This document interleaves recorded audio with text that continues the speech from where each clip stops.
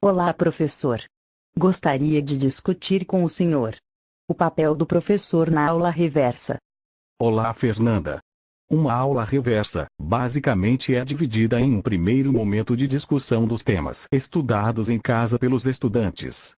Após a discussão inicial, o professor disponibiliza aos alunos as atividades que serão desenvolvidas na aula, atuando como mediador entre o que os estudantes estudaram. Sente-se, Fernanda. Vamos pontuar o papel do professor nas aulas reversas. Obrigada, professor.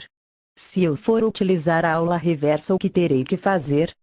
Na aula reversa, o professor deve preparar os materiais que os estudantes utilizarão para o estudo em suas casas. Estes materiais podem ser vídeos, animações ou textos.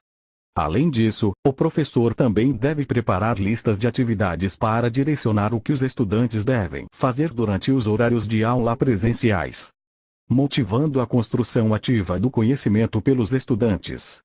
Neste tipo de metodologia, o professor tem mais trabalho ou menos trabalho? Podemos dizer que no início o professor terá um pouco mais de trabalho. Mas depois que tiver seus vídeos e atividades preparadas, trabalhará menos fora da sala de aula. Durante as aulas presenciais, o professor tem menos problemas com indisciplina, pois os alunos ficam o tempo todo ocupados com as tarefas propostas pelo professor. Quais os cuidados que o professor deve tomar ao aplicar este tipo de metodologia? As listas preparadas não devem ser muito longas. O ideal é que uma nova lista comece e termine na mesma aula. O professor também deve estar preparado para propor atividades para os estudantes que não fizeram as tarefas de casa. O ideal é deixar um computador com os vídeos sugeridos para que os alunos que não estudaram em casa o façam na sala.